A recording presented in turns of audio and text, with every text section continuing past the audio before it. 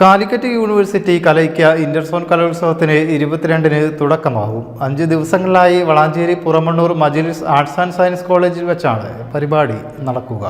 5 ദിവസങ്ങളിലായി 6 വേദികളിലായാണ് മത്സരങ്ങൾ നടക്കുക. 5 ജില്ലകളിൽ നിന്നുള്ള 5837 വിദ്യാർത്ഥികൾ 106 ഇനം മത്സരങ്ങളിൽ മാറ്റുരയ്ക്കും. 5 ജില്ലകളിൽ നിന്നുള്ള 5837 വിദ്യാർത്ഥികൾ 106 ഇനം മത്സരങ്ങളിൽ മാറ്റുരയ്ക്കും. കലോത്സവത്തിന്റെ വിളംബരമോദി 20-ന് പൊന്നാനിയിൽ സാംസ്കാരിക സംഗമവും 21-ന് വളാഞ്ചേരി ടൗണിൽ സാംസ്കാരിക ഘോഷയാത്രയും ഒരുക്കും.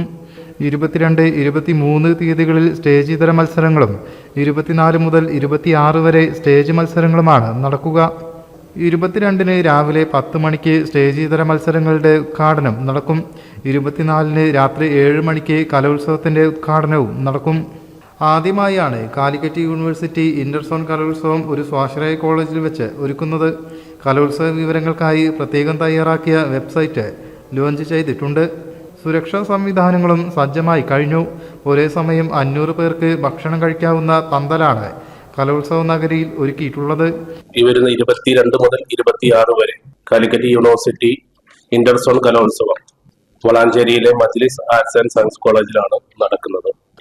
എല്ലാ സോൺ കലോത്സവങ്ങളും പൂർത്തീകരിച്ച് അതിൽ നിന്ന് 1ഉം 2ഉം സ്ഥാനങ്ങൾ കരസ്ഥമാക്കി അപ്പീല് മുഖാന്തരം ഇന്റർസോൺ അർഹത നേടിയവരും 119ഓളം വരുന്ന ഇനങ്ങളിൽ 5000ഓളം കലാപ്രതിഭകളാണ് ഇന്റർസോൺ കലോത്സവത്തിൽ പങ്കെടുക്കുന്നത്. അതുമായി ബന്ധപ്പെട്ട് സംഘാടക സമിതി വളരെ വിപുലമായ ഒരുക്കങ്ങളാണ് മജ്ലിസ് കോളേജിൽ നടത്തിക്കൊണ്ടിരിക്കുന്നത്. സംഘാടക സമിതി ഭാരവാഹികളായ സഫ്വാൻ പത്തിൽ, PK അർഷദ്, മുബഷീർ, അഷ്ഹർ പെരുമുക്ക്, ഷറഫുദ്ദീൻ പിലാക്കൽ തുടങ്ങിയവർ വാർത്താ സമ്മേളനത്തിൽ പങ്കെടുത്തു.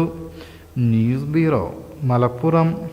പുത്തനത്താണിയുടെ സ്വന്തം കനകമകൽ ജ്വല്ലറി ഇനി മുതൽ കനക ഗോൾഡൻ ഡയമണ്ട്സ്.